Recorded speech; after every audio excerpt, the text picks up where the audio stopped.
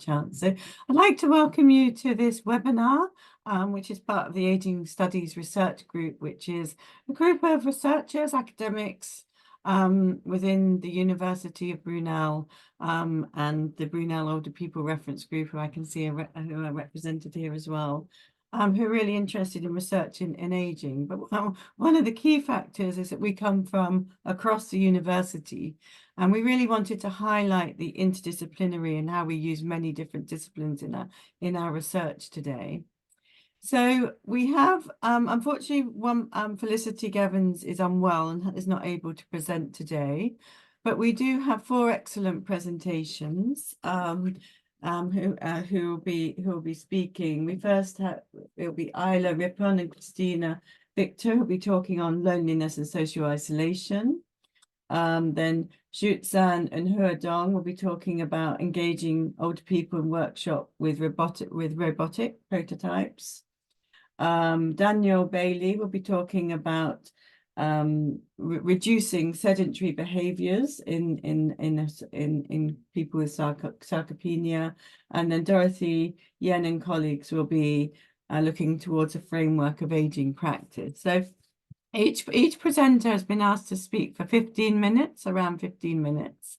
So they're going to just speak for 15 minutes, and we're going to have 5 minutes for questions for each presenter, so that if you've got any burning questions, so please do feel free. You can either put them in the chat, or as it's Zoom, you can also ask your question in person and to have the conversation. So we'll be keeping an eye on the chat, and we'll be keeping an eye. If you put your hand up, raise your hand, we'll be really happy to take questions. Just to let you know, we are recording the session, but you know that's just as well. So if you're any concerns or worries about that, just let us know. Okay, so to start, we've got an excellent presentation from Isla Rippon and Christina Victor, who's going to talk on loneliness and social isolation in people with dementia and carers. Thank you, Isla. Yeah, so as Wendy said, I'm going to talk a bit about some work that I've done with Christina Victor, looking at social isolation in people with dementia and carers, using data from the IDEAL cohort study.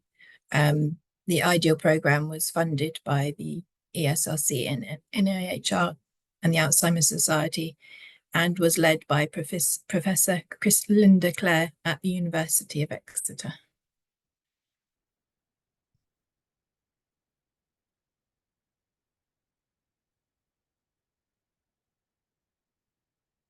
So I'm going to briefly talk about two sets of work that we've done using the data on loneliness and social isolation in IDEAL.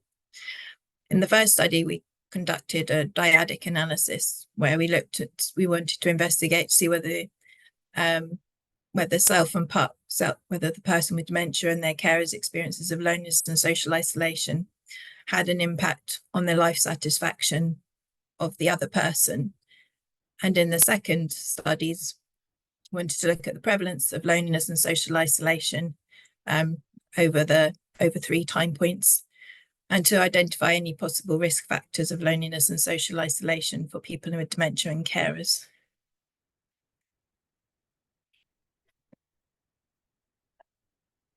So I'm sure that there's many different definitions of loneliness, but one of them may be that it's a negative or unpleasant feeling of lacking certain relationships or dissatisfaction with quality or quantity of existing relationships. And there's a lot of work which has shown loneliness is a risk factor for mental health and also physical health. But it has also been shown which is relevant to the dyadic study, that it's associated a risk factor for reduced well-being and quality of life. And some of the longitudinal predictors of loneliness include marital or partner status, the loss of a partner or widowhood, small or limited social network, or participation in social activity, and depression. And findings from our earlier cross-sectional work using IDEAL data found that about 1/3 of people with dementia could be classed as lonely, compared to about 2/3 of carers.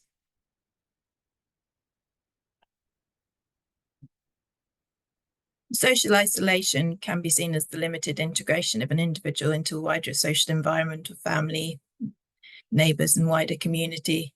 In comparison to loneliness, there's perhaps less consensus about how to define it, and in turn, the measures used to operationalise it. It has been seen to be associated with reduced life satisfaction, and well-being. And some of the predictors of social isolation include age, sex, socioeconomic status, poor mental health, and declining cognitive function, life events or changes to work and family roles. And it should be noted that there's a lot of work which has tended to focus on loneliness and social isolation as a predictor of either cognitive decline or dementia. And particularly, I think social isolation of the two is seen to be one of the risk factors. Well, that was shown in the Lancet review conducted by Jill Livingston and colleagues. So, as I mentioned at the beginning, we're using data from the Improving the Experience of Dementia and Enhancing Active Life cohort study. It began in 2014, and individuals were followed up approximately annually. Well, in the first 3 time points that I'm going to be focusing on, they're approximately followed up 12 months apart at each time. And at baseline, there were about 1,500 people with dementia and about just over 1,200 carers. And the carers were approached once the person with dementia had agreed to participate in the study. Just over half of people with dementia in the study had a diagnosis of Alzheimer's disease, and the vast majority of carers in the study were the spouse or partner. To measure loneliness and social isolation, we used the de Jong-Gerveld loneliness scale and the Lubin social network scale. For the de Jong-Gerveld loneliness scale, we used the 6-item version.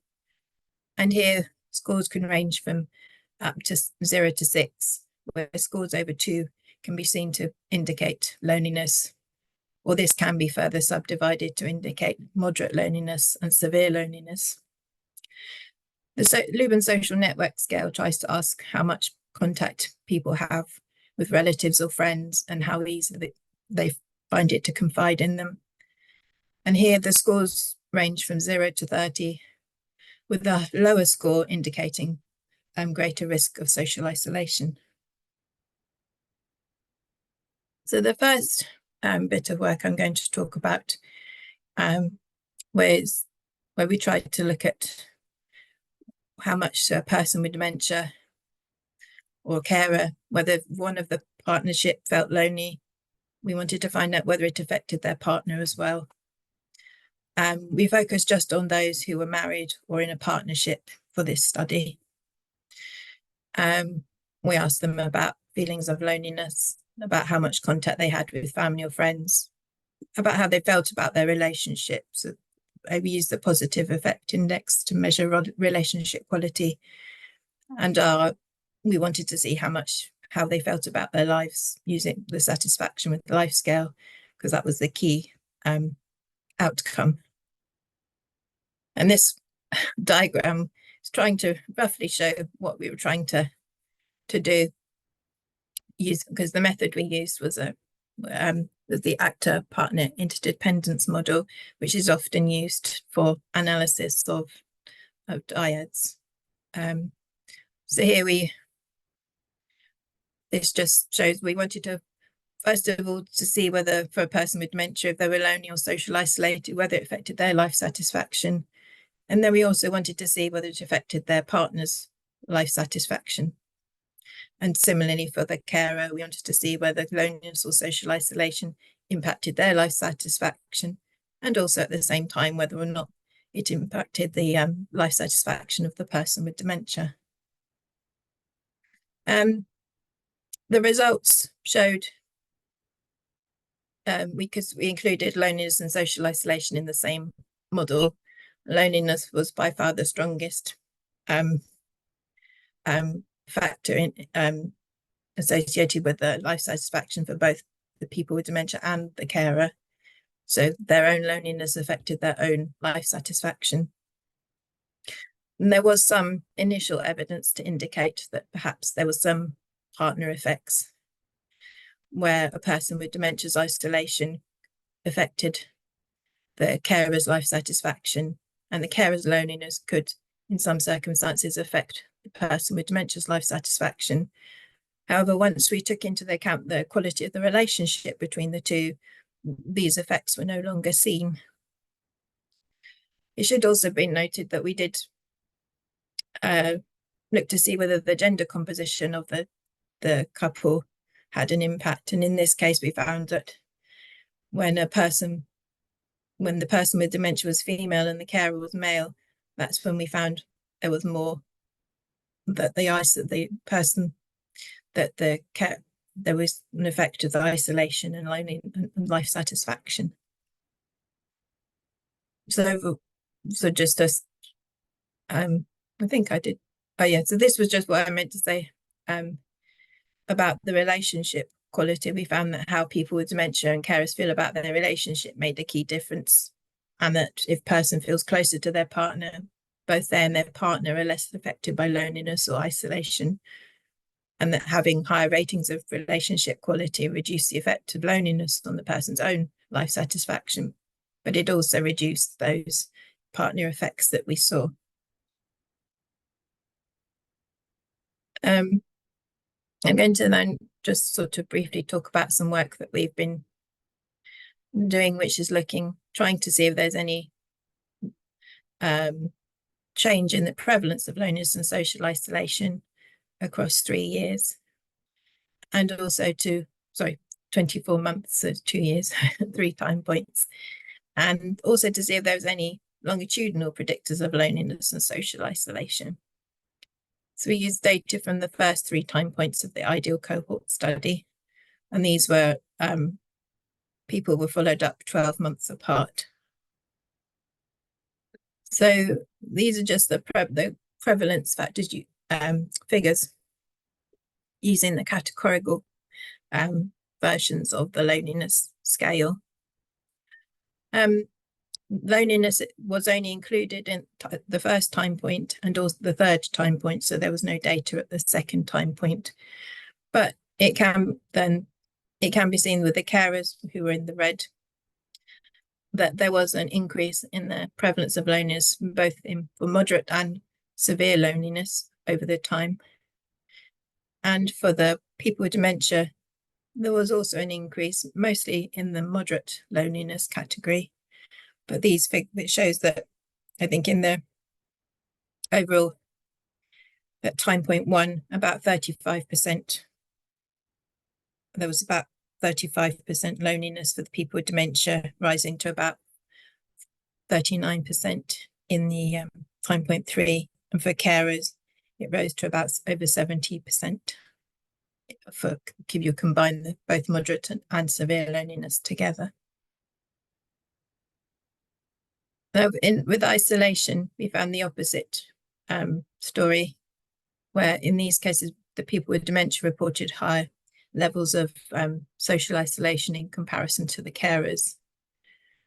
And there was an increase in the prevalence of social isolation across the 3 time points for both people with dementia and carer, but it was more notable for the people with dementia.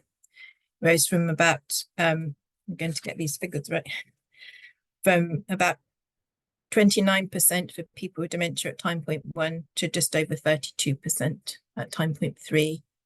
As for carers, it was about 17% of carers reported were more likely to be categorised as isolated, and rising to just about 20% at time point 3. So then we wanted to see whether there was any risk factors or predictors could be identified of loneliness or social isolation across the 3 time points.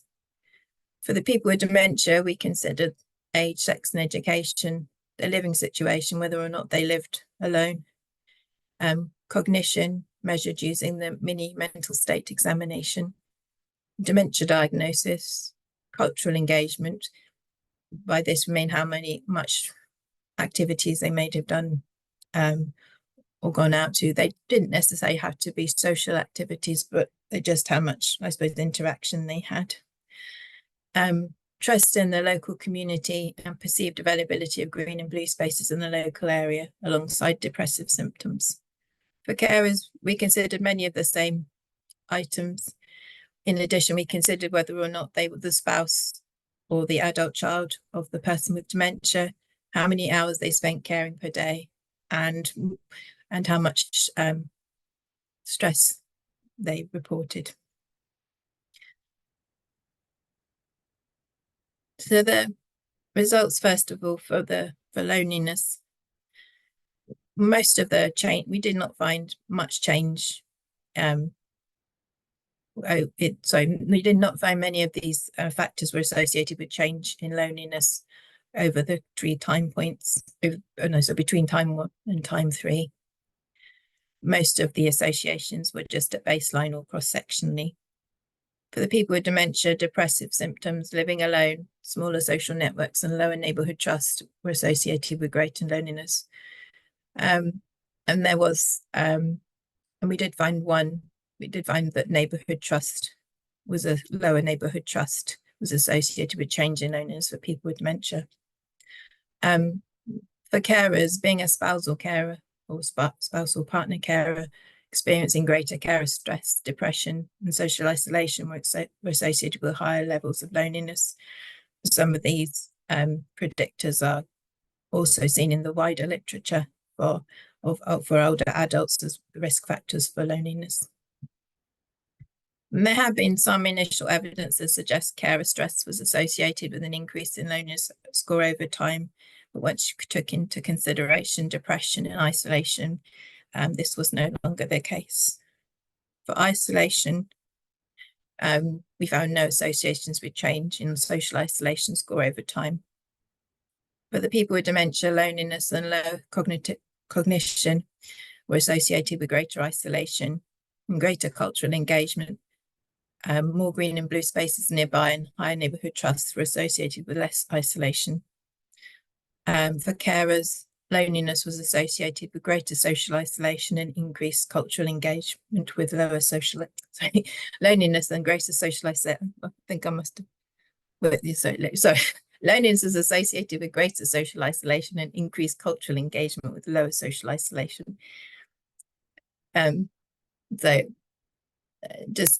To summarize briefly, that we found that if a person feels lonely or sees fewer people, it can affect the other person's life too. It's important for health and social care services to consider the experiences of both the person with dementia and the carer together. And carers, while they reported lower levels of social isolation, they had much higher levels of loneliness, and this will have implications for the report or any interventions designed. And for people with dementia, they had higher levels of social isolation in comparison to studies of older adults.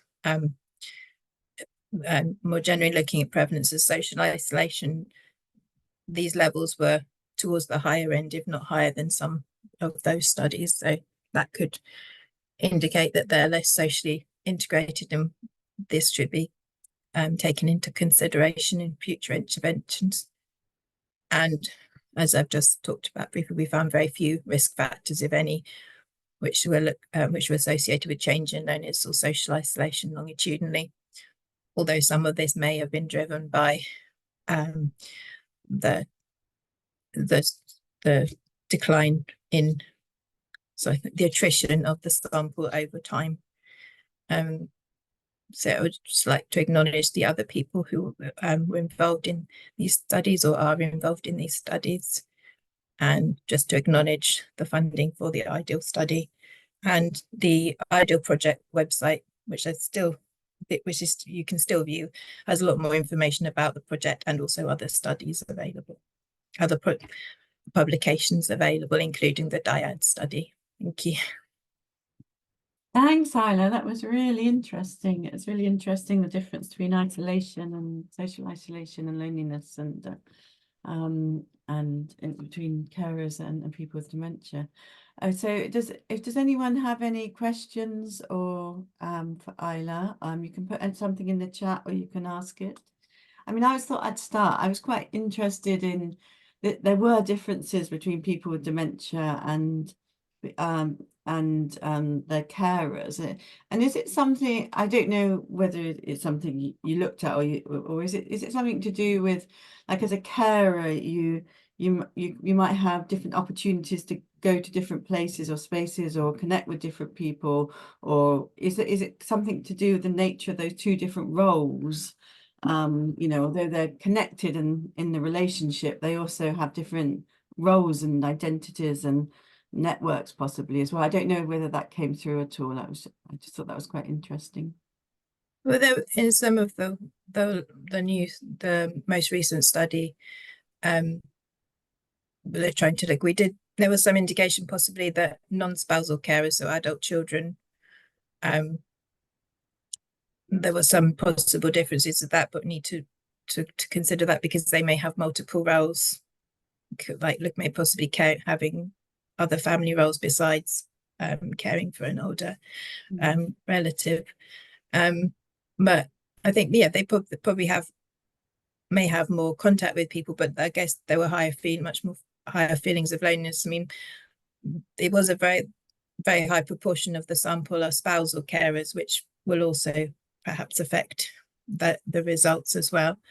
And I think for that, perhaps the emotional impact, maybe the change in the nature of the relationship had much more of an impact for them than anything. And perhaps that's why there's such a high prevalence of loneliness. Probably haven't answered the question very well, but no, it was great. Thank you. Llewellyn is Way is the co-convener and co-organizer of this. So if you'd be keeping an eye on the chat as well in case I miss anything. But I can see Hua Dong has asked a question. How were people with dementia involved in the study? So they were recruited. Christina can correct me if I say anything wrong, but they were recruited through memory clinics, and then most of the interviews were conducted in person because the data that I'm talking about was but the data was collected before COVID, and so most of the people, they were about an hour-long interviews. There was for the person with dementia had an interview, and if the carer was taking part, then they would have a separate interview. And they also answered some questions, there were some proxy measures as well, which were also considered. So majority of the people who it was face-to-face interviews for the data that we're talking about. That's right, Isla. And it was excuse me, sorry.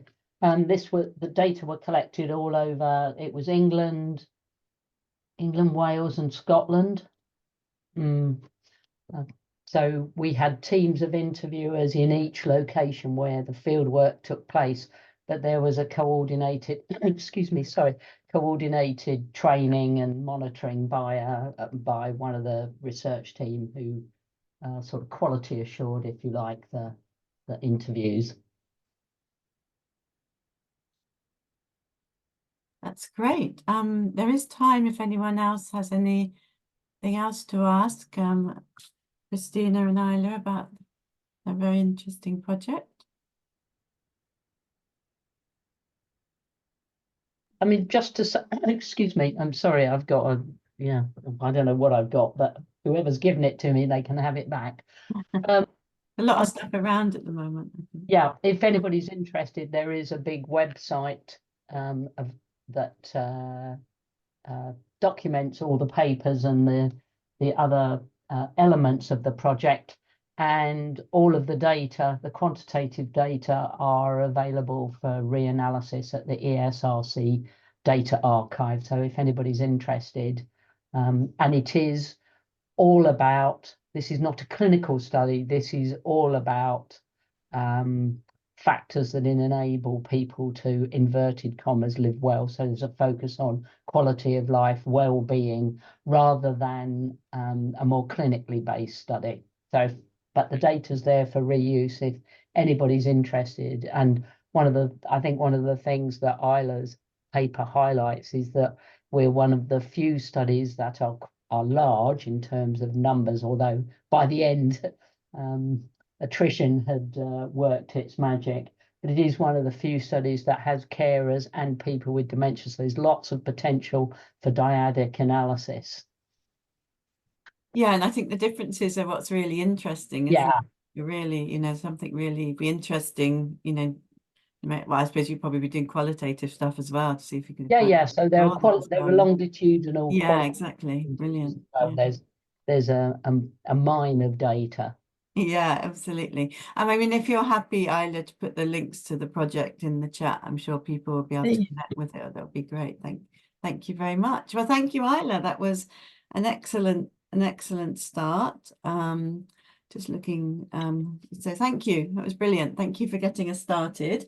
So our next presentation is by Suellen Zhu and Hua Dong from Brunel Design School. So we're going across all the different disciplines today, which is excellent. We're going to talk about engaging older people in workshop in robot prototypes. So when you're ready, if you're happy to share your PowerPoint, and we look forward to your presentation. Thank you. Yeah, hello. Hello. Yeah, hello. Can you see the screen? I can see your screen. I don't know if your video's on. I can't see you, but we can hear you. Oh yeah. Yeah, I think maybe my network speed will be slow, so I won't. Okay, that's fine. Yeah, I could see you earlier, so it must be a network thingy, but we can hear you fine. So that's great. Please start when you're ready. Please start. That's great. Thank you. Yeah. Okay. Hello. My name is Chu Xuan, and I am a PhD student, and this is my second year study. Today my presentation is about engaging older people in workshop with robot prototypes. So just like Ella shared before, loneliness and social isolation is definitely a challenge for old people. And my research is about companion robot. So actually, I'm trying to explore the potential and possibilities of companion robot to provide some emotional companionship for old people. But considering ethical issues, my robot will not replace the human being in their social network, but enhance them and provide new human-robot interaction for them to help for them to feel accompanied. And this is my first study for my research. So in this workshop, I'm going to gain insight into older people's preference for companion robots and the factors that influence the interaction.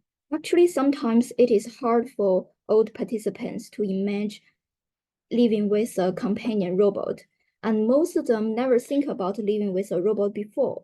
So I decided to build different prototypes to help them imagine so that I can know people's choice and get in-depth data. So in order to build different prototypes, I need to categorize the type of companion robot. So I collect more than 50 existing robot examples in market, and they are from different countries with different size, functions, and interaction ways. And that can help me get an overview of the market and product features of companion robots in general. And then based on this evidence, I categorized them and got 4 different size, 4 different shape, and 3 different movement approach, and 2 different phase. So for the size, there are around 15 centimeters tall, 30 centimeters tall, 60 centimeters tall, and more than 1 meter tall. So different size can be for different scenarios, and also can affect the social distance between people and the robots. It may affect the emotional communication of human-robot interaction. So for example, people may feel fear about the big size of the robot, but also they maybe feel the small robot can't provide much more functionality. So for the shape, there are 4 different types. Based on my previous literature review, actually I will cancel the animal-like shape for my prototype. That is because older people may feel stigmatized since it looks like a toy, and they didn't want to be infantilization. So that is much more about the stereotype. And the movement approach can also affect the experience that people living with a robot. Mobility means that the robot is able to actively approach the user. So this may create privacy concerns for the user. And some users may feel afraid about it. Feet and the wheels can also provide different experience since the wheels enable robots to move more slightly and quickly. And also screen face can show more information and interactive animated expressions, which can provide more interesting interaction. But physical face has better but physical face makes it look like more human. Yeah. So with these different features, I designed 4 different types based on the 4 sizes that I categorized. The first one is around 15 centimeters tall. And for this size, I built 2 robots. One has feet and can move around the table. The other one has no feet, so it has no mobility.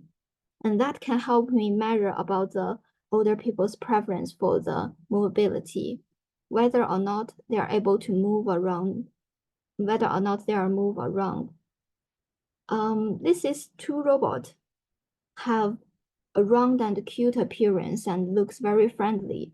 And also the ears on its head can express emotions, and it interacts in a way similar with a pet or a table desk creature. So old people may like the cute appearance. And this is the prototype 2. It is around 30 centimeters tall. It has screen face and a machine-like appearance and looks like TV or speaker. It doesn't look aggressive. It is a very common appearance, and probably older people will like it. So for prototype 3, it is around 60 centimeters tall with physical face and humanoid appearance. It looks like a child, but it can go up and down stairs with feet. It has a physical face with a higher degree of being like a human.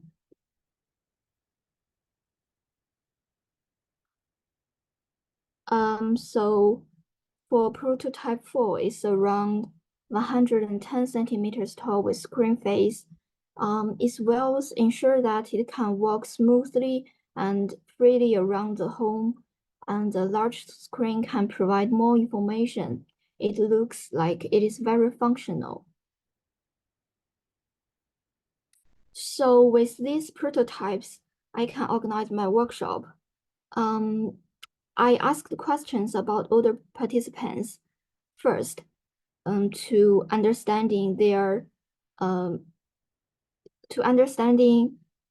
figure out their understanding about companionship. That is very important for my research, because it is important for me to identify what kind of companionship is required for a robot to provide. So then I will briefly introduce the prototypes. Then older participants can interact with prototypes freely. And in this section, I can observe their behavior and measure the social distance between prototypes and human. So then after interaction, I will ask participants about their feelings and preference.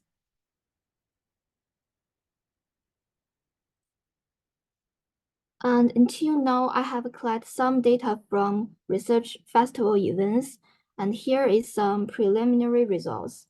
Actually, most people loved this 15 centimeters tall, the small companion robot with feet the most, and finding it cute and friendly and like the way it interacted, believing that it's pet and like the interactions that it provide. And they think the interaction is very interesting and that can provide more companionship. And actually, this result is very surprisingly because actually, from my beginning thinking, I just thought maybe this kind of cute and small robot will be liked by young people. I haven't imagined before since I collect the data. And also some of the older participants expressed concerns about this 110 centimeters tall robot. They're saying that it was too big in size and its ability to walk around the house freely will scare them. But some of them show their preference about this prototype because they think it looks very functionality and they think it can do many chores for them. And for this 60 centimeters robot prototype, some people expressed their fear of the physical face and thought it was too human-like.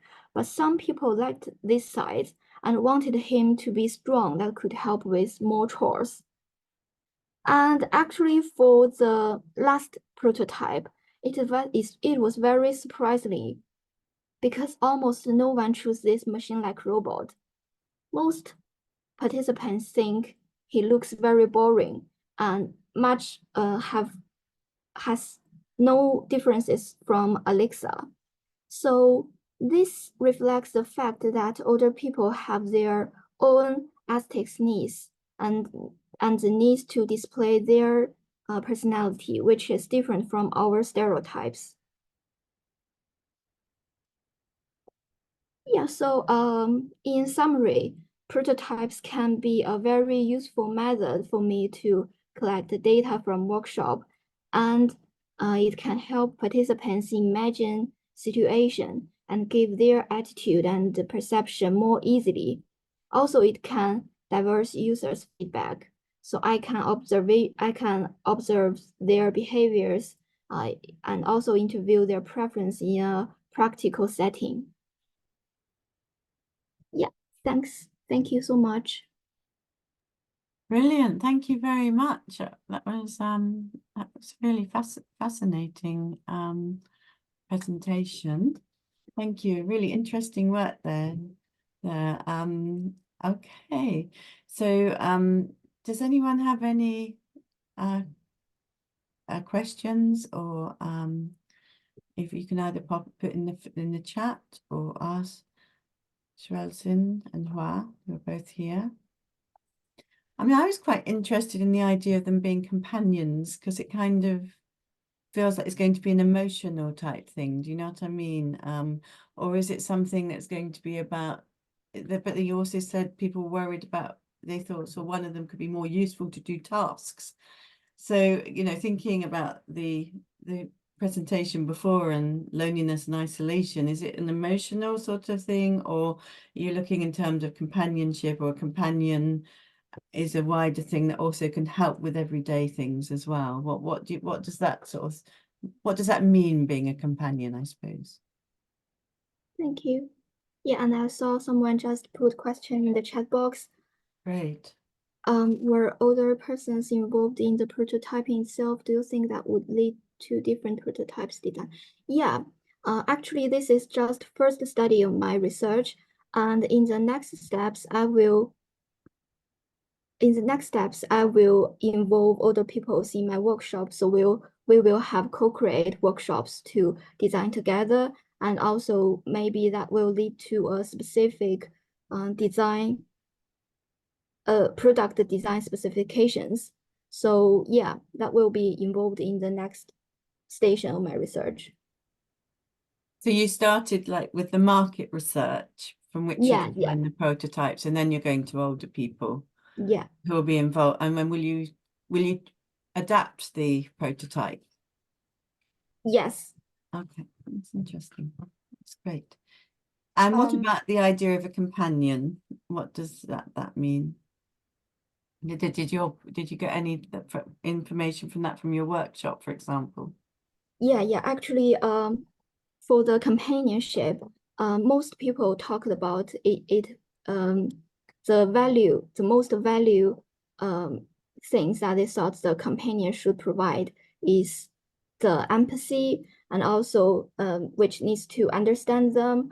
But actually, there is one participant told me that she thinks companionship only can provided by human. He doesn't believe that the product can provide some emotional companionship for them.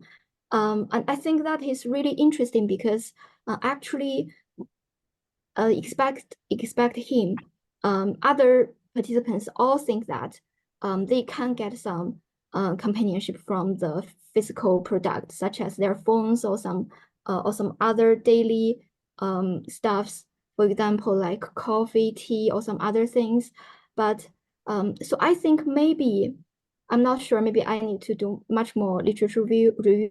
I think maybe that is related to that participant's situation, because actually he has his wife, and also he has his children's, and also he has friends. So and also actually he is at a little bit young age for older people.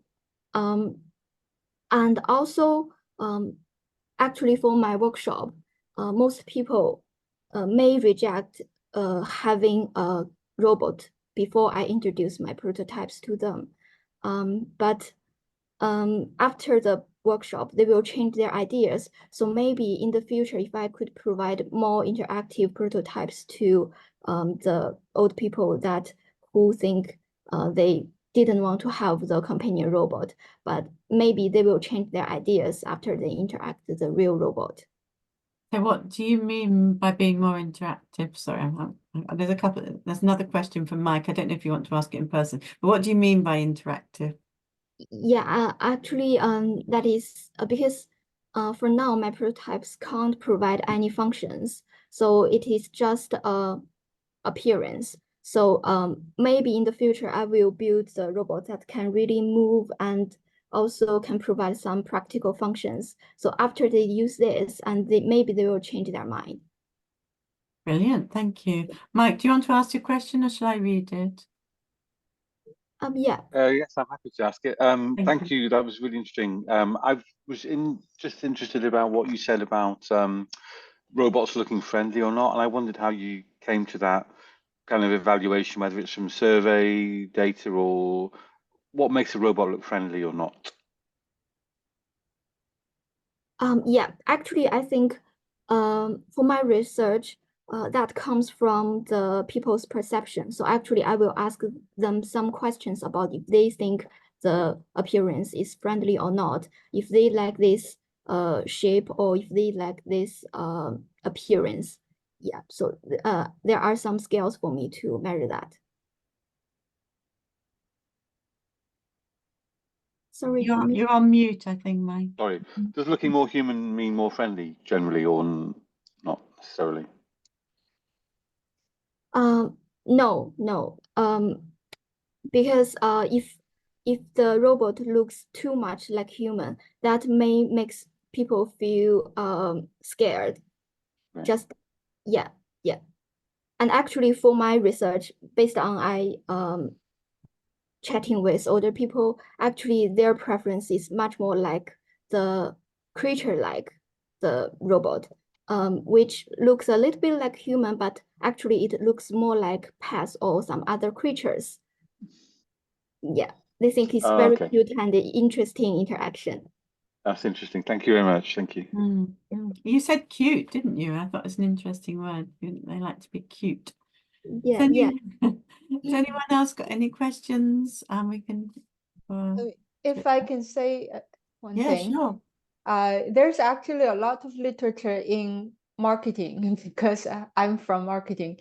There's a lot of literature in product design, which talked about cuteness. I thought you might want to, you know, it might be a good idea for you to look into that. There are very mature, well-established scales and lots of discussions about how to categorize different kinds of cuteness. And there's a lot of interesting things there. And another thing is currently one of my colleagues and myself, we would like to look into some of the functionality of companion robots for older people. For example, giving them some prompts to stand up and take a walk, or change a little bit of a lifestyle things, or remember to take their medicine. You know, these typical daily life things that a older person living alone may not be able to manage very well. So I was interested in finding out if you were considering extending your research into that area, because companionship eventually should serve some functionality, maybe. Yeah, thanks for your question. And yeah, of course, I have think about the functionality because based on my previous review, the definition of the companionship in my research is actually it can not only provide companionship, but also it needs to have much more practical functionalities.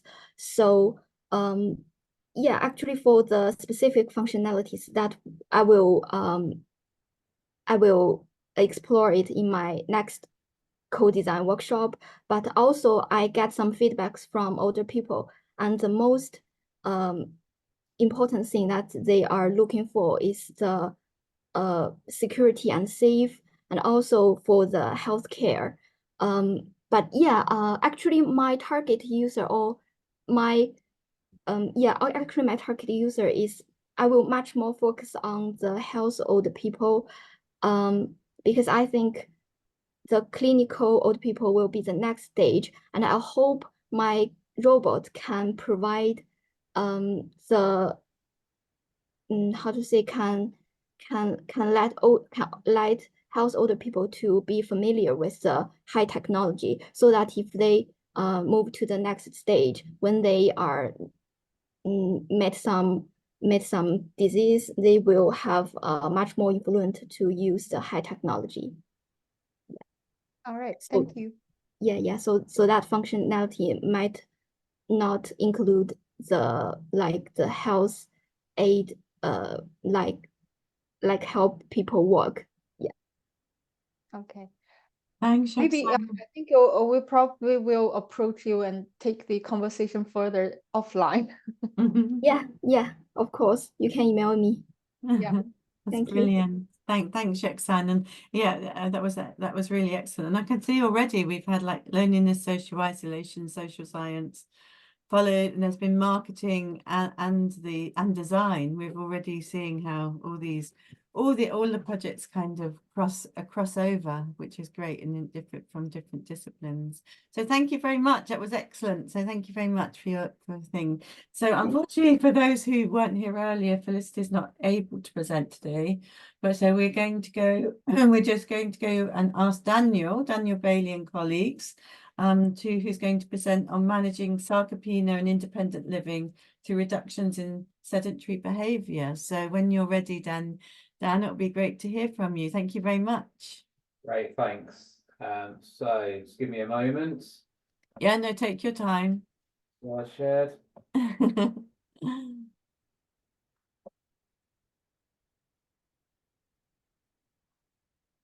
Right. Should be there now. Can you see my first slide? Yes, thank you. It's all there. Thank you, Dan. Brilliant. Right. Yeah, well, thanks for asking me to come along and present on the work here that I've done with a couple of our colleagues at Brew now, so as you mentioned, Christina and Cherry. And I'm going to be presenting some findings from this feasibility trial that we've run over the past a couple of years, which is called the Frail-less intervention. I'll tell you what the acronym means in a little while and what it includes. But the focus of the study is on older adults with frailty, with a view to improving measures of sarcopenia. And a focus on frailty really comes from an increasing aging population, and with that comes a decline in our health and in our tolerance to stresses.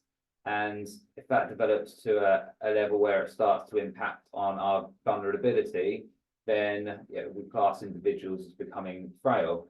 And that really is characterized by reduced strength, endurance, and physiological function, that I mentioned on the screen there.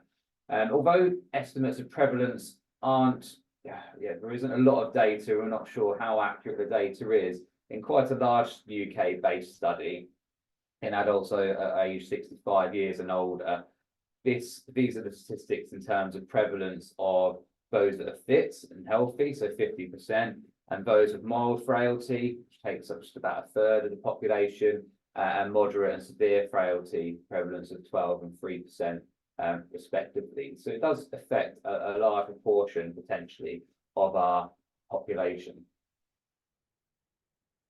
Now, one of the potential key contributors to frailty is sarcopenia, which is a progressive and generalized loss of muscle mass and muscle function as we age.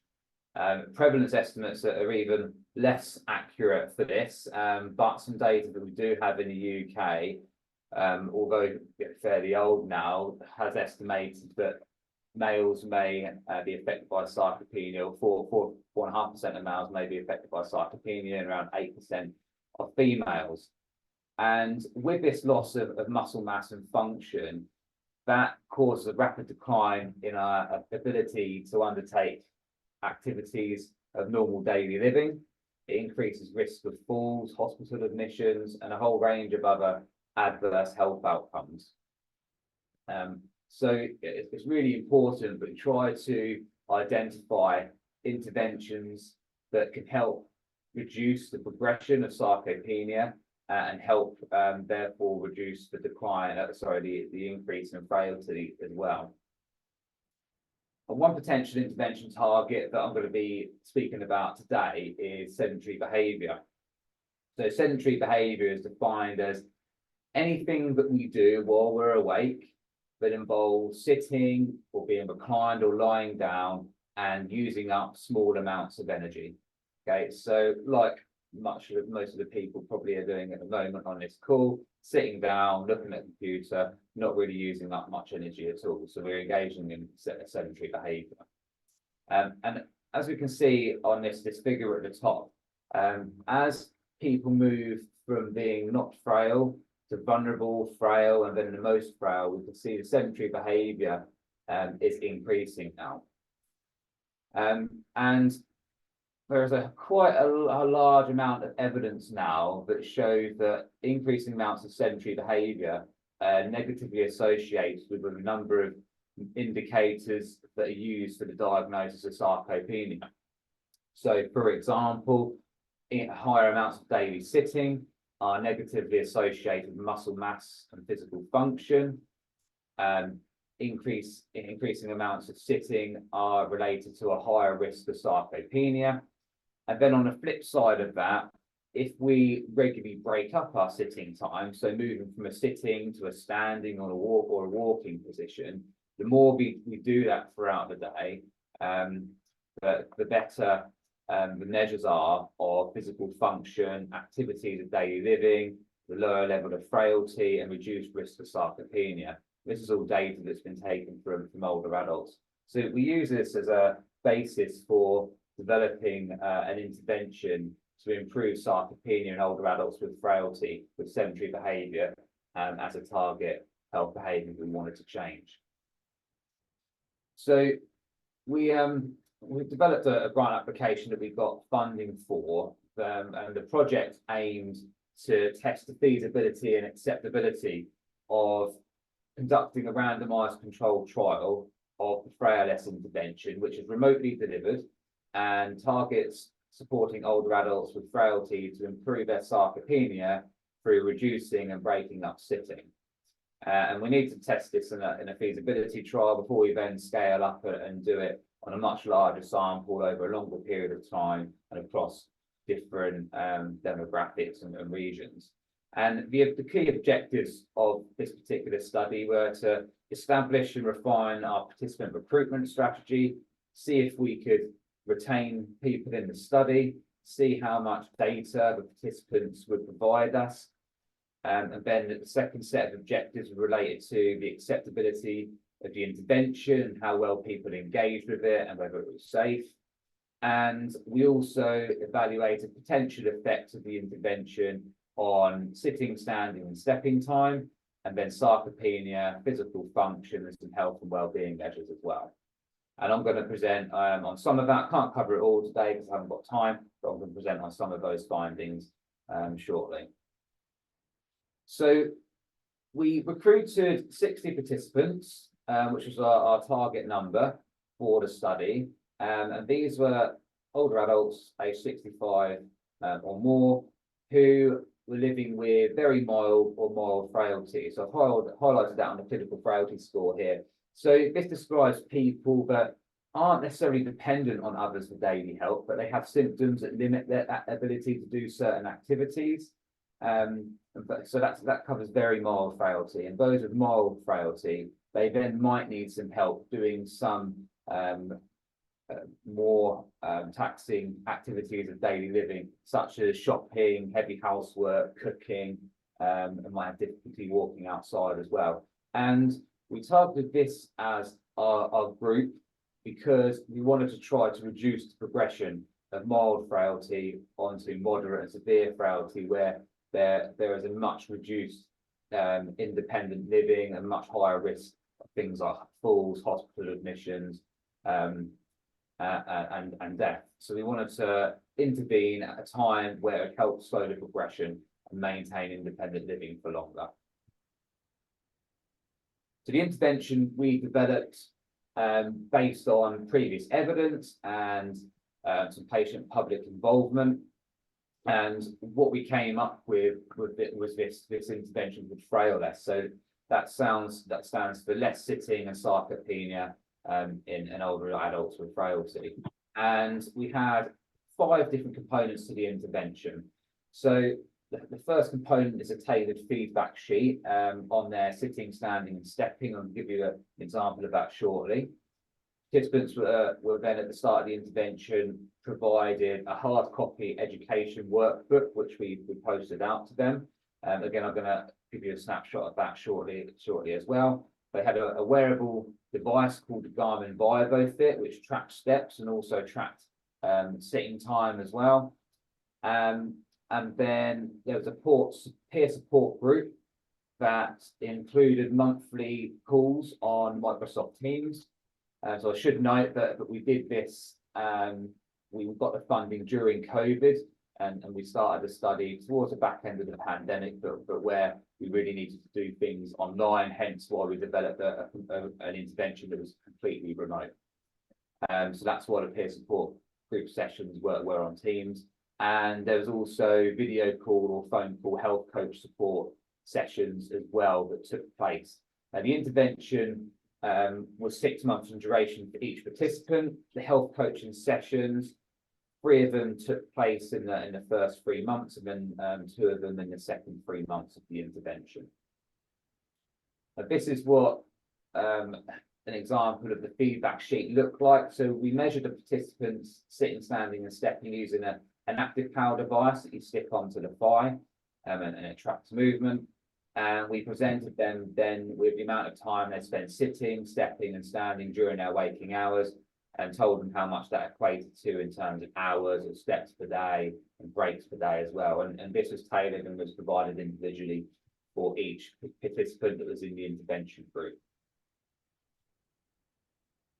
This is just a snapshot of the education book. There was around 12 pages in the book, and the booklet provided information around the health risks of sitting, potential benefits of sitting less and breaking up long periods of sitting, got people to reflect on their own sitting time, and then set goals, develop an action plan, and think about barriers and how they could overcome those barriers as well. And they worked through that, and then they were able to discuss this in the earlier health coaching sessions with their health coaches. So the Garmin VivoFit device, as well as providing steps and calories burned, time spent being active, it has this move bar, which fills up in red at the top of the display, and that fills up after a prolonged period of inactivity. So if someone is inactive for an hour, the first part of the red bar fills, and then after another 15 minutes, it fills again, and after another 15 minutes, it's then completely full across the top of the screen. And the only way to stop that from filling is to make sure that you're moving around for a few minutes, at least a few minutes every hour. And the only way to then get it back off the screen if it's there is to get up and move around. So that encourages people to accumulate activity, but to also avoid long periods of sitting. And I haven't mentioned that with the 60 participants that we had, 30 of them went into the intervention group and 30 went into the control group. So I'm going to present some findings now. So to start with regards to whether it would be feasible to do this trial on a larger scale, the recruitment strategy we need to look at, because we had over 20 GP practices send out nearly 12,000 text messages, but we didn't get much interest from those. You see 239 patients got in touch following that text message. But from those, we did have a high eligibility rate. So those that we screened, 42% of them were eligible. And then we were able to recruit our 60 participants within the time frame that we aim to do. We also recruited a few participants from other means, such as the Brunel Older Adults Reference Group, and then some social media posts as well. But we'll have to look at that when we scale up to a larger trial. The dropout rate was 17%. So we had 10 participants withdraw over the 6 months due to time commitments, health issues, but that is definitely a feasible dropout rate. Anything less than 20–25%, we're happy with. We collected sufficient amounts of data for the sarcopenia measures, so that ranged between 77 to 87% of data from all the participants at the 3 and 6 month follow-ups. And the same with the active PAL, the data completion rates were a bit higher at 18 to 93% at the 3 and 6 month follow-up. So based on this type of data, we feel that the trial is feasible. And then we looked at the acceptability of the intervention overall and its individual components by conducting semi-structured individual interviews with a subset of the participants after the 6 month intervention had ended. Overall, most participants had positive general attitudes towards the intervention. They perceived it to be useful, enjoyable. They felt that there had been benefits that had come from the intervention as well. And I'll put some quotes up on here as well that relate to each of the main points that was taken away from the analysis of the interviews. Then with regards to the individual components of the intervention, so the education workbook that we provided, some participants found it useful in terms of ideas and prompts for reducing breaking up sitting. As you can see in the quote there, in some individuals were feeling quite hopeful and motivated from going through the workbook. Then others felt that the workbook maybe wasn't tailored enough to older adults' lives in particular. So that might need some additional work to it based on the feedback we got from these interviews and further public involvement in that to maybe tailor it a bit more than what we had beforehand. And we've also got some good findings in terms of strategies that people use in this intervention to get them to sit less. And so we can look to incorporate some of that in the education work that we develop further going forward. With regards to the health coaching, this was probably the component that was most well received and had the highest levels of acceptability.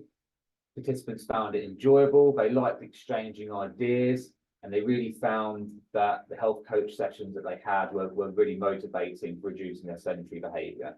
And these were quite short sessions. They ranged from 15 to 30 minutes generally. And participants were overall very positive around the experiences and interactions that they had with their health coach.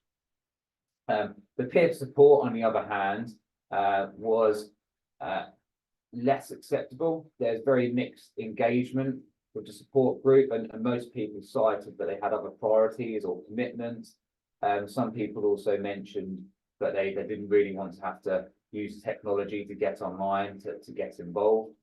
That said, from the fairly small number of participants that did engage with the peer support, they found that these sessions were useful for exchanging ideas with other people taking part in the intervention, and how they could overcome problems and issues in engaging with the intervention components, and just reducing sedentary behaviour overall as part of their daily lives.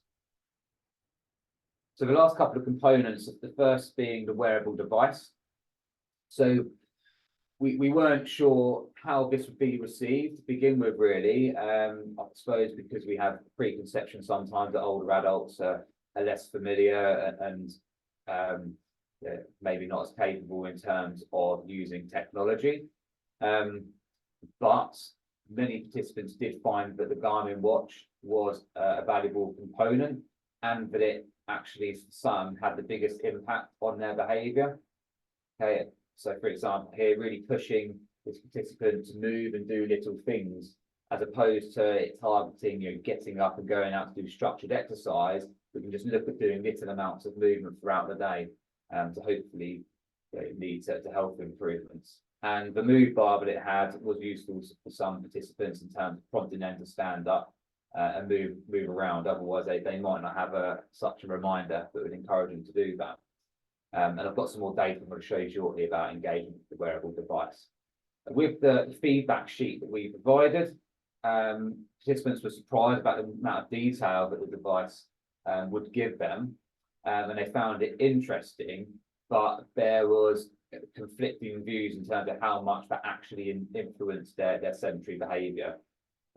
So whether that's a valuable component to include or not, we'll have to discuss and consider further, or we need to consider how we might use that feedback to actually influence behaviour, as opposed to just informing people of their current behaviour. And I just want to give you a couple of bits of data we've got around self-reported engagement. So we asked people to complete questionnaires at the end of the study as well. And this is reported engagement with different aspects of the intervention. So you can see here that participants said, yes, I did all of the workbook. That accounted for 29% of the individuals in the intervention group, then 42% partially completed it. You can see for the Garmin watch, much higher engagement there. 92% who completed the questionnaire said that they used the Garmin watch. Mixed bag for the peer support group, about half engaging, half not. Pretty much everybody apart from one engaged with the health coaching sessions. And so I'm just going through the 3-month data here. You can see it's fairly similar, maybe dropped off a little bit at the 6 months. The active PAL feedback sheet, again, 58% engaging with it, but a large proportion not so much.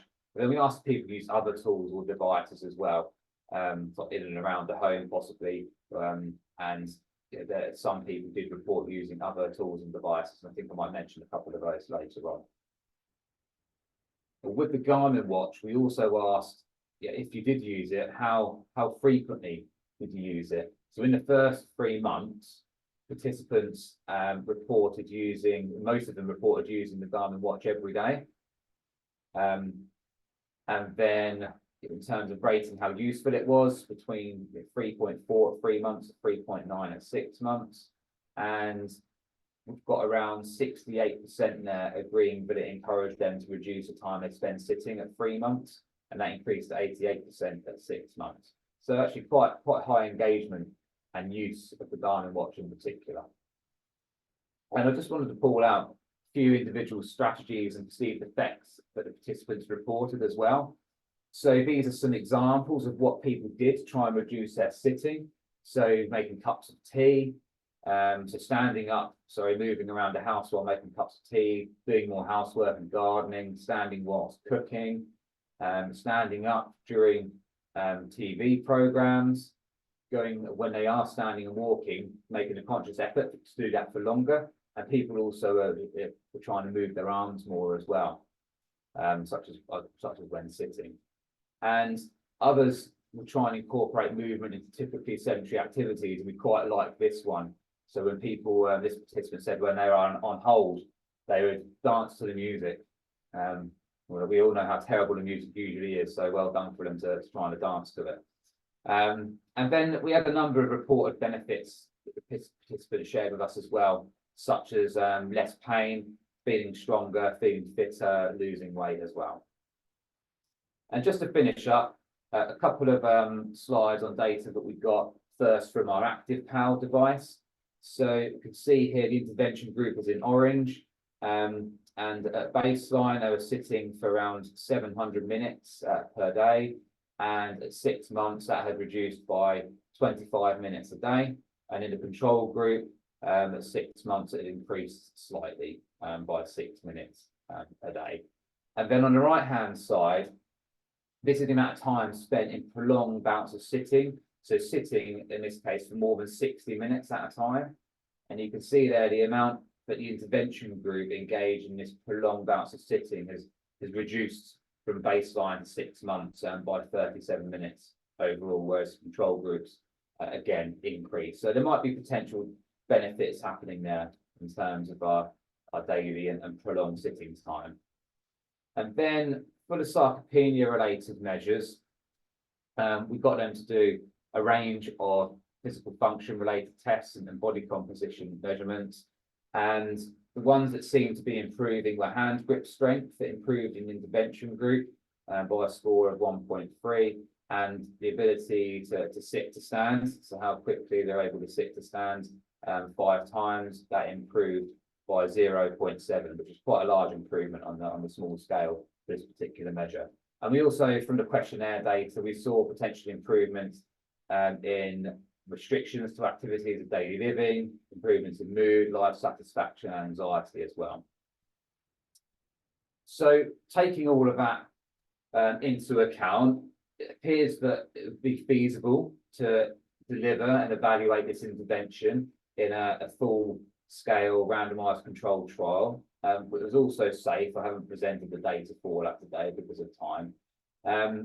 The intervention had good levels of acceptability and engagement for some components, but mixed for others, and we'll be looking to further refine the intervention based on the data that we have here. There looks like there's signals that daily and prolonged sitting and health outcomes could be improving, which show potential promise for the intervention.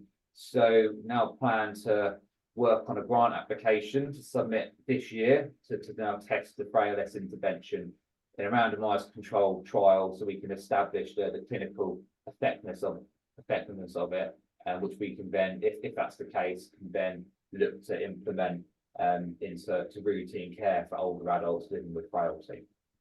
And just to finish up, some acknowledgements of people involved throughout the project lifetime there. And thanks very much for listening, and I welcome any questions that you might have. Thanks, Dan. That was really interesting. I feel that if we had a movement bar on, we'd all be at red at the moment. Here. But that's great. So if anyone got any questions or queries for Dan, you can put the a question in the chat, or we're happy for you to take it. Bethany, you've got a question. Do you want to ask it in person, or are you happy to? Thanks, Bethany. Yeah, absolutely. I can ask it in person. Yeah. Thanks, Dan. That sounds like a really well-designed intervention. Yeah, I just had a question firstly, just about whether you thought there was any unintended consequences of having like a watch that's telling you not to move all the time. Just because it reminds me of like my own experiences with Garmin's, you know, and sometimes they tell you to move, they buzz and things like that. You know, do you think there might be, or was there any evidence of any sort of anxiety related to that, you know, sort of feeling like you're under pressure, and actually the sort of unintended consequences of these types of surveillance devices? And then the other one was a bit more general, just about, you know, the actual, I'm sure you're... After, have we? Oh, Bethany's gone. Her question is in the chat as well, Dan. I don't know if you can answer it if it's not here. Yeah. I'll pick it back, Bethany. Oh, could you not hear me? Oh yeah, we lost you at the very last Oh. moment. Can you just say your last couple of sentences would be great, thanks. Oh, sorry, my internet's No. unstable. Oh, Don't worry, apologies. it's fine. Yeah, just whether it would be, you know, because a lot of these interventions are effective, but then when you actually implement it in people's real lives, they don't translate into longer term, you know, changes. Because obviously you've got these support systems in place.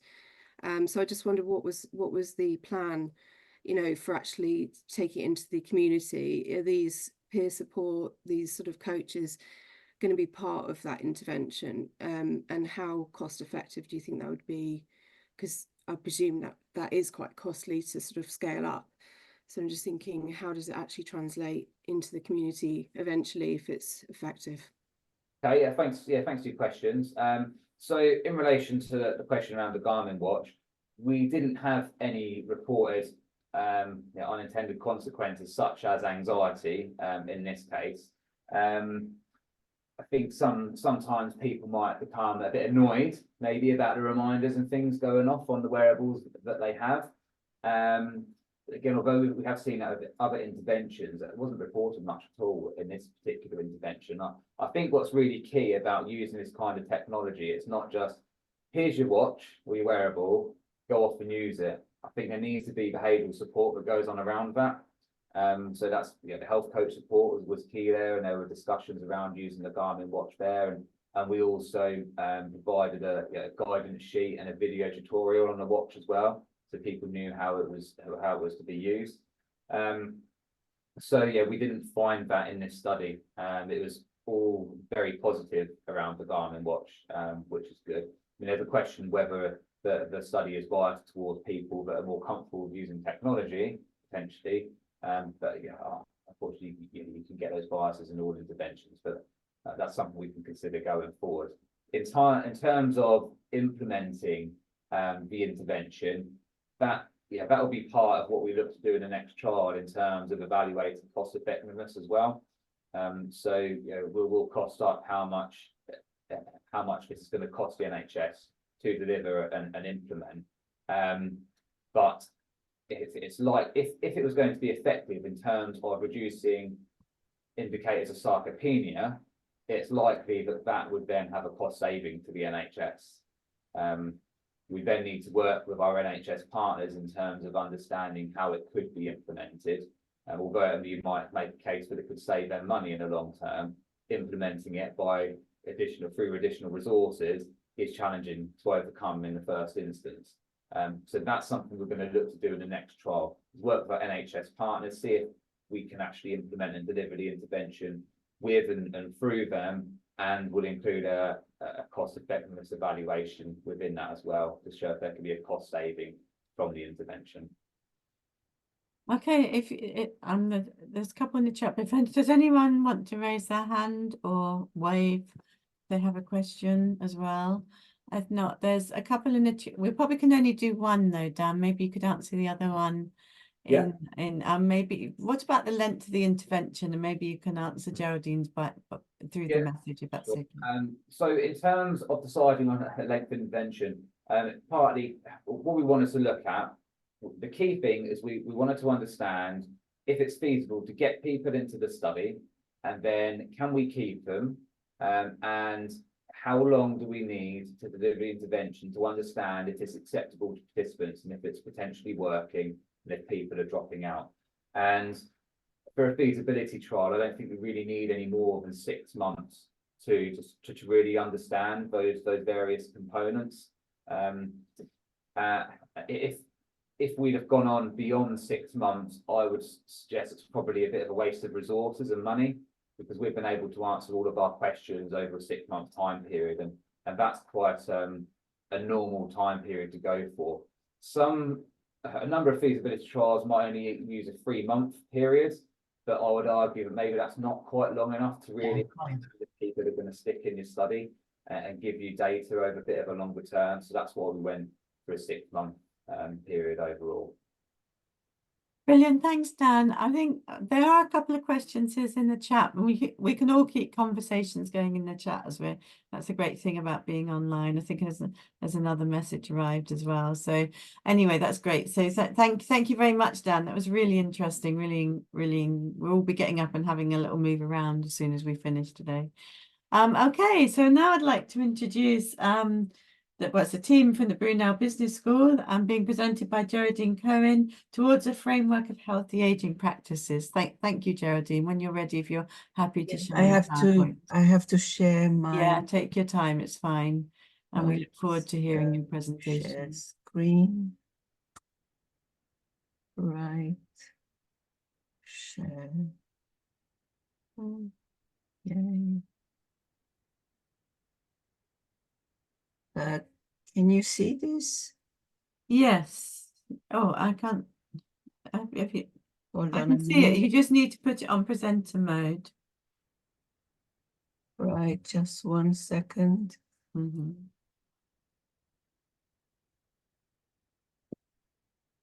Can you see it now?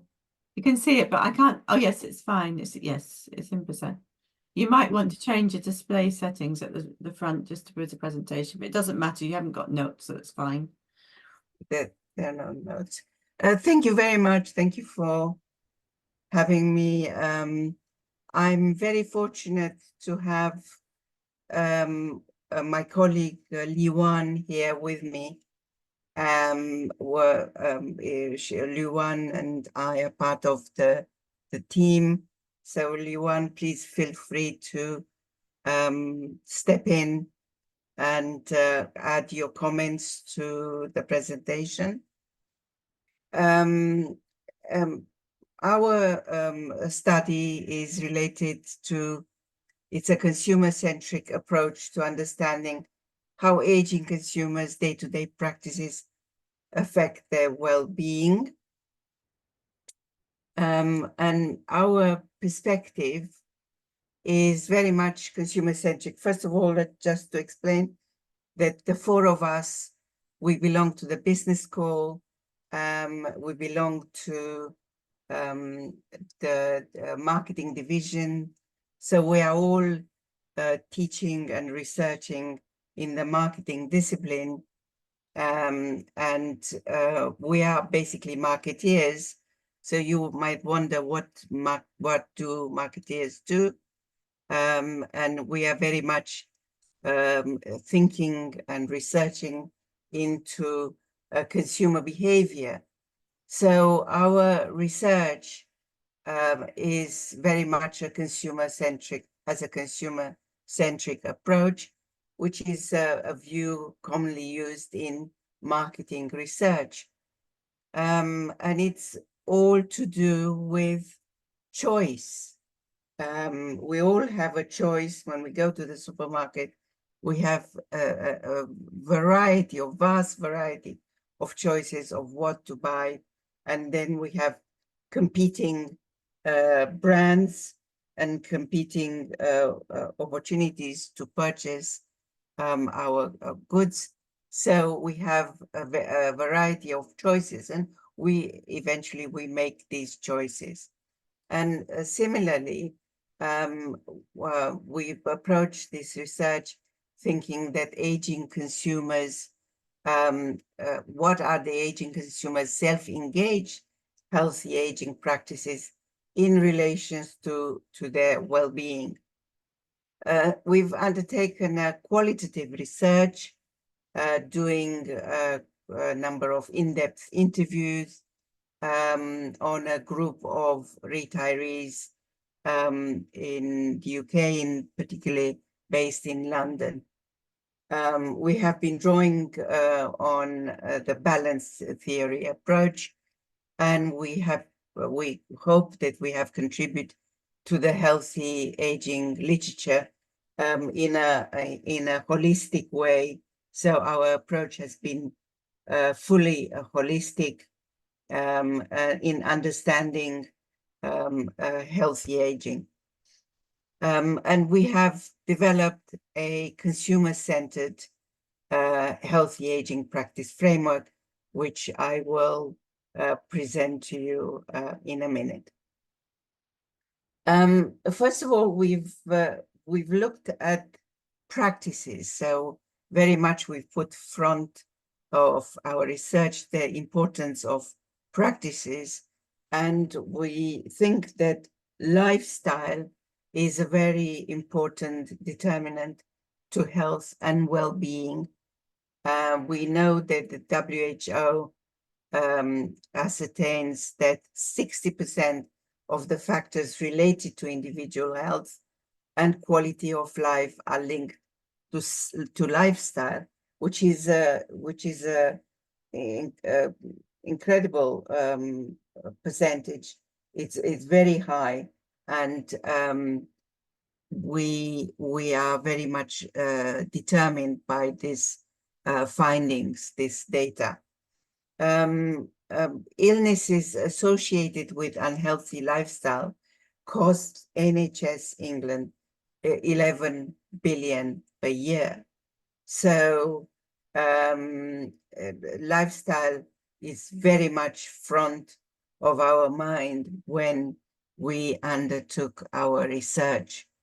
We realize it's very important to maintain that the aging population needs to maintain a healthy aging practices in order to reduce demand on the NHS. We know how the many billions and billions of pounds are spent by the NHS on 20% of the patients who have multiple illnesses, so comorbidities, all and probably the majority of them caused by unhealthy lifestyle.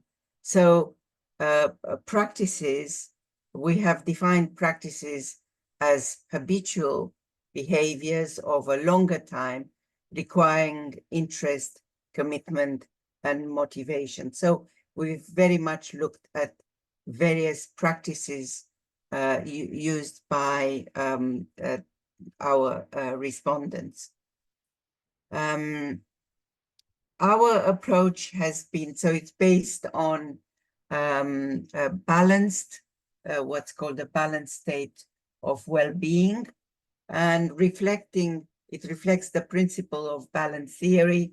Our research focuses on aging consumers' well-being, which is better facilitated when engaging in consumption choices and practices that activate and satisfy the three areas of well-being concurrently, leading to a comprehensive and holistic view of the well-being of elderly consumers. So we've done our literature review, and we've very much studied Lipworth and Lowenberg and Davies and Mark and Lyons. We've looked into balance theories, the balance between body, mind, and spirit, which have a foundation in managing health and healing across a variety of cultures across the world. We've looked at Albrecht and Develiger, and Chan brings the Eastern Asian perspective, whereas Fossarelli brings in a perspective from religion.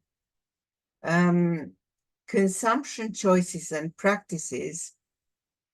We've looked at consumption choices and practices that activate the three areas of well-being concurrently, leading to a holistic view of the well-being of elderly consumers. The research offers, first of all, it's a holistic view with a multi-dimensional approach, and we've sourced our ideas and directions from Sharla, and Sharla has brought in the importance of not just of the three dimensions, but brought in the importance of the environment so rather than focusing on improving a single dimension, be it mobility or social support, Charlotte supports a more holistic view with a multi-dimensional approach. I would like to present to you now the framework. So these are the 3 dimensions: body, mind, and spirit. So body reflects to exercising, to the various variety of possible exercises, also looking after body care and body love.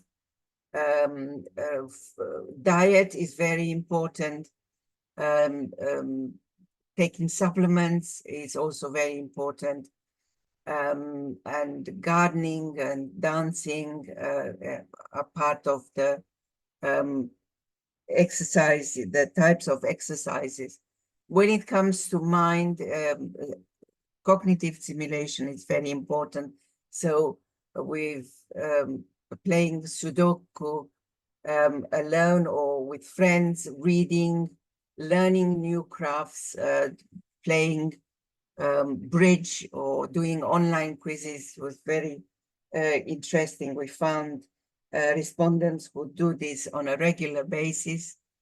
Also volunteering and singing in a choir was very much practices that some of our respondents reported.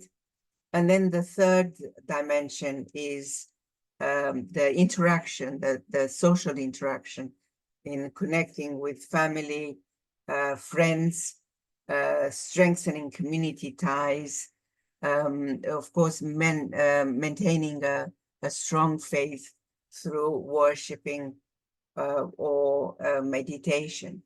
So I mentioned Charlotte, who says that the environment is very important, and we brought in the 3 different environment, the social environment, also that relates, the social environment relates to all the social interactions which the aging individual, the aging consumer does, also in terms of post-retirement work, post-retirement employment, enterprise, so setting up, doing startups and setting up new businesses, and engaging in a productive way. The second environment is a physical environment, and we're considering here as part of this environment is housing, which we know that for the aging population, the housing is a problem. It's not satisfactory. Many elderly consumers live in unsuitable housing, but also this physical environment relates to mobility and relates to connections with a train, bus, being able to go to shops or go to leisure places that offer leisure. Even the simple question, how close are the aging population, how close physically are they to green and blue spaces, which actually it was mentioned before, green and blue spaces, in relation to loneliness and isolation. And then finally, the third environment is the spiritual environment, and it's the connection with places of worship, and especially connection and participation in community, spiritual community involvement. So this is our healthy aging practices framework. We think that it has quite a number of, we can have certain policy recommendations. In fact, we have published a second paper on policy based recommendations. And these are holistic. We think that the approach to healthy aging practices should be holistic. We are very keen on prevention. The prevention should be a center stage at the heart of all long-term strategies in support of aging population. And we feel that the NHS should devolve some of its resources into prevention, and that will in the long term save a lot of money, and that money could be plowed back into the care, more into social care. A third recommendation is building on long-term aging resilience. So through, and Daniel has covered this in terms of making the aging population move more and exercise more, and that will bring resilience and also will fall into the category of prevention. I mentioned housing, and I think the government should develop housing policies for the elderly and needs to have a complete rethink of the needs of the aging population. We know that the aging population as a percentage of the total population is increasing, and therefore there need to be a complete rethink of the need. We definitely need more suitable housing for the elderly, maybe in the form of communities that are dedicated to encouraging healthy aging practices, and this is completely it's an enormous area of study and of research. Furthermore, I think employment in later life should be encouraged, and should be encouraged through favorable taxation. Many of my friends and colleagues of an older age enjoy part-time work post-retirement, or delay retirement, or delay the retirement. But I think we need a certain commitment from the government through various methods and through taxation in order to encourage this increasing segment of the population to continue in employment or delay retirement. Another recommendation is to this culture of lifelong learning, because we are very concerned on encouraging cognitive stimulation. So I am very excited when I see among my students, mature students, but there are very few students who are of third age. Amongst my own students, probably your students as well. And I feel that there isn't enough, there is enough encouragement, and maybe we need to develop certain programs specifically to encourage the aging student to join back to university. We're very much interested in promoting intergenerational approach to healthy aging. I think our children and grandchildren can be involved in supporting us into adopting and maintaining healthy aging practices. I feel very excited when I talk to my grandchildren, and when we go out for walks together, and they say, "Come on, Grandma, let's go for a walk, or let's go and feed the ducks in the pond," or things like that. And finally, I think that is very important to understand what the older population, what are the practices of older people. And for us marketeers, successful product and services marketing is based on knowing the customer. So understanding and knowing what the older population does and what are the choices is very important. And here is a question addressed to you all. Do you think that this is enough? And if it's not, then what should be asked of our policy developers? What should the government do to create a culture of healthy aging, of adoption and maintaining healthy aging practices? Now, there is a need, as I mentioned, there is a need to consider older people's practices. Now, practices require interest, commitment. Geraldine, you've got about 1 or 2 more minutes. Oh, I will then stop here.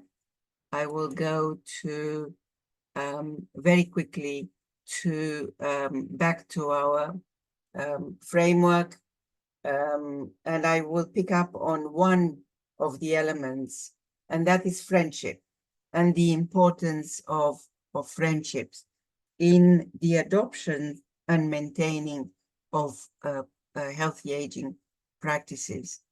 And based upon our research and what we've learned from our respondents, one of the respondents is a 94-year-old lady who plays online games daily, and she spends about 3 to 4 hours a day doing Sudoku, doing crosswords and online games. She has an extremely sharp mind, and we've learned a lot from her. Also, another respondent, another participant, an 82-year-old who does marathons, walking marathons and half marathons. But what we've learned from them is that the importance of a family and the support of family and friends. And we've come up with, here is a suggested modified framework where all the elements of the three, the body and mind and the spirit, do it with friends, exercise with friends, walk with friends, cook with friends, play words with friends, chess with friends, and so on and so forth. And the idea came from these words with friends and chess with friends. These are online games, and they have been including here as examples. They are owned by a company called Zynga, and that has inspired this this framework. And I will stop. I will stop here. Great, thank you, Geraldine. That's great. Thank you very much. Yeah. Does anyone have any questions or queries? I was quite interested in because you talked about consumerism and how as consumers and how and marketing but there's quite a lot of inequalities between older people. So some people have more opportunity, you know, you used fruit and veg as an example, whereas we know in the cost of living, some people just aren't able to afford fruit and veg. You know what I mean? So I just Yes, wondered yes. how you felt the inequalities between older people and diversity. I know you Yeah, talked I a mean, lot. this is a very big problem, the inequality amongst the older population. But I personally think that communities can do a lot to help to alleviate the problem. And living in healthy aging communities, or communities that are dedicated towards adopting and practicing healthy aging practices, I think would help. So getting together and maybe growing vegetables, and we know how beneficial gardening is, and being within green and blue spaces to well-being. But I think the community can do a lot, or communities can do a lot in helping older people to have access to fresh fruit and vegetable, maybe homegrown on allotments. It's to do these communal activities together would hit a number of practices, healthy aging practices. Brilliant. Thanks, And that would be Geraldine. very good. I think we if anyone's got any final bursting questions for Geraldine, we have time for one more.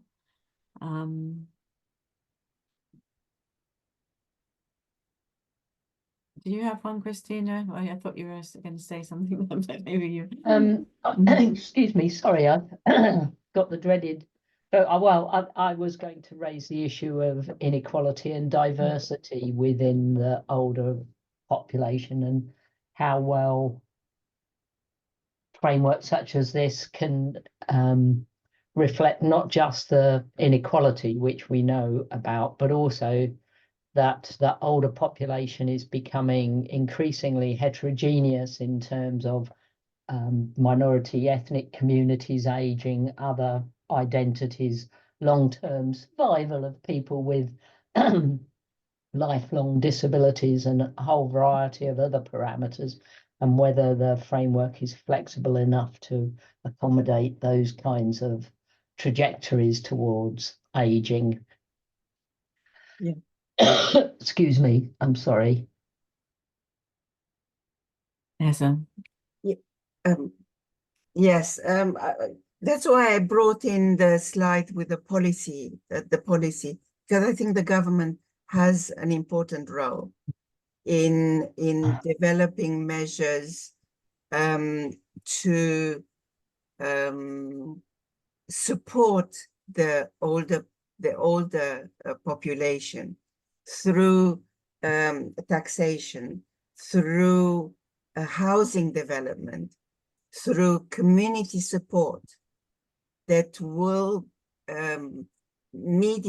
alleviate the discrepancies between what the more affluent older population can afford themselves in terms of choosing healthy aging practices, and the less well-off segment of the population.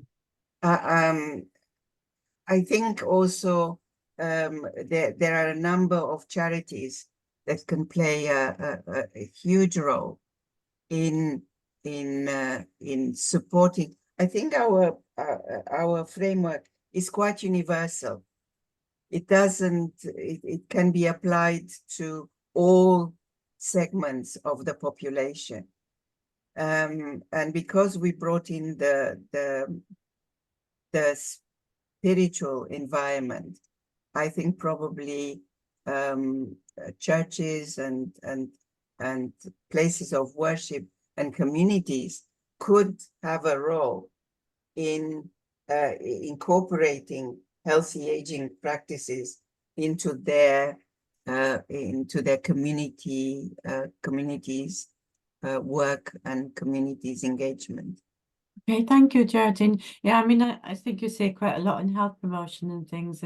It's become a consumer thing, you know, what we eat, how we exercise is a consumer thing. So I think there's an important thing about the healthy lifestyle. So maybe we can continue this conversation. And also have a conversation about the lack of discourse about ageing in the current election debates, bearing in mind the VC's Totally. email about the necessity for us to be independent of in our views on what's going on. But I think as an analytical approach, we know that older people are the most likely people to vote. You know, thinking about the Conservative government, what was it yesterday? The days kind of roll into one, where you know, we're talking only another 6 weeks about the pension, specifically about pensions. So but so that will be interesting as you know, perhaps for us as an aging group to see how issues around intergenerational relationships, intergenerational between intergenerational equity, if you like, play out over the next. I can't believe there's another 5 weeks to go. 5 weeks. Like, and sorry, we'll be able to debate it at BSG, Christina. Yes, well, it's a shame it's a shame that they didn't consult us before selecting the election debate. I feel that's an oversight on their part. Yeah. Has anybody? I've just got a post, and Wendy and I and a few other people will be at a gerontology conference when the election is on, and I've just applied for a postal vote. Who knew it was so complicated? Yeah. Can I ask Lee Wan to say a few words? I think you presented very nicely, Geraldine. And I also agree with you that the framework is flexible enough to cover most of bases, because it is based on a framework from many cultures. So at least you know, the cultural ethnic diversity can be, we can say it's covered. I think under each of the 3 legs in the framework, different practices may differ according to different culture and the situational factors for different older consumers. But overall, I think the 3 legs can, you know, stand pretty steadily. And also, I think I also like your last point that the friendship and social connection, especially have a meaningful social connection with other human beings, will be a very important element. I think that's why our webinar today opened with Christina and Asla's presentation on you know, social isolation and loneliness. That's why this research is very, very meaningful. That's it. Yeah, and I think that kind of realizes we've all come from very different disciplines across the university, but there's been connections for all of our presentations, which really, you know, brings, you know, how doing interdisciplinary research in aging can be really fruitful. I'm aware that it's 2 minutes till the end of our session, so I'm sure I'm going to have to draw it to a close, but hopefully we could all have these it's a beginning of the conversations and collaborations on these issues.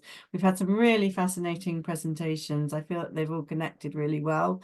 And yeah, please do connect with us, and we're really happy to have more conversations, and I'm sure we'll be having more of these if we've whetted your appetite for more. So thank you very much. Thank you for being here, and thank you for the engagement and questions and the audience as well as the presenters. It's been really good conversations today. Thank you very much. Thank you, Wendy. Thanks everyone. Bye. Thank you. Bye. Bye. Thank you so much. Hi.